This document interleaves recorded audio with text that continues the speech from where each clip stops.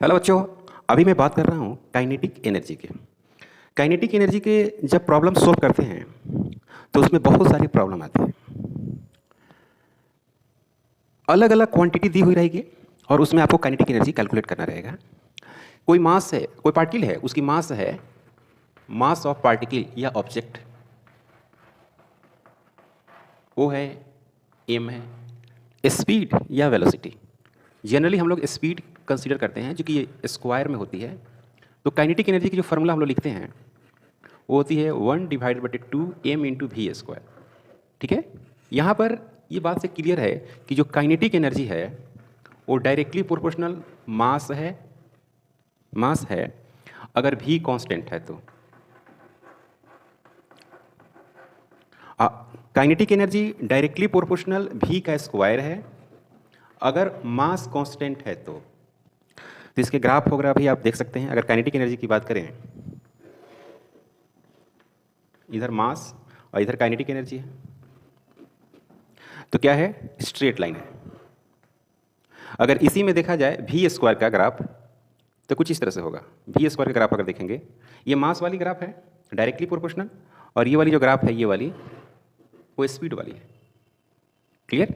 ये वाली अगर ग्राफ अगर देखेंगे तो ये स्पीड का मिलेगी, तो स्पीड का नंबर 2 दे देता हूँ और मास वाला नंबर 1 है।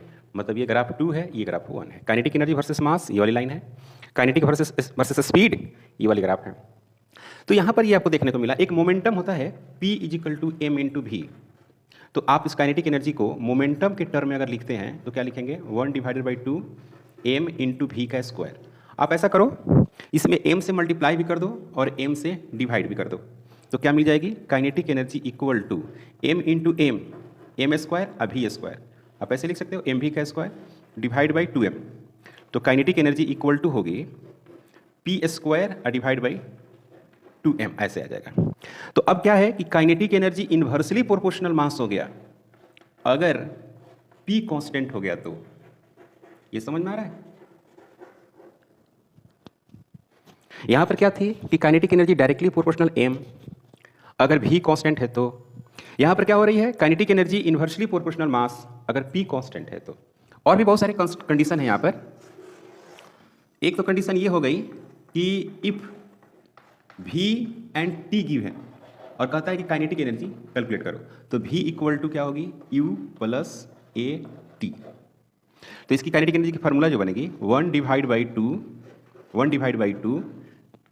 m/v²। मतलब u + a और t इसका स्क्वायर, ये फार्मूला बन गया। तो जब t दिया रहता है और कहता है कि स्टार्टिंग फ्रॉम रेस्ट, तो इनिशियल वेलोसिटी हो जाएगी 0। और कहता है कि स्टार्टिंग फ्रॉम रेस्ट,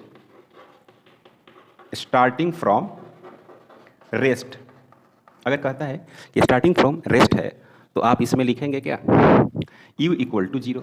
सेम वैसा ही अगर मान लीजिए कि if v and d given है तो क्या लिखेंगे, v² u² + 2ad। तो काइनेटिक एनर्जी की जो फार्मूला होगी वो 1/2 m और v² का वैल्यू है u² + 2ad। ये काफ़ी इंपॉर्टेंट फार्मूला है और ये काइनेटिक एनर्जी का बेसिक आप फार्मूला कर सकते हो।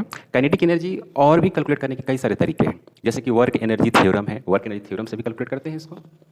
लेकिन जनरली आपको यहाँ पे कन्फ्यूजन होती है, बच्चे अक्सर डायरेक्टली प्रोपोर्शनल एम लिखते हैं, लेकिन ये ध्यान रखना हो कि क्या कांस्टेंट है। यहाँ p कांस्टेंट है और यहाँ पर v कांस्टेंट है। क्लियर है?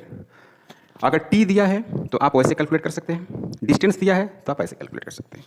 चैनल पर नए हैं प्लीज़ सब्सक्राइब करें, शेयर करें। Thank you.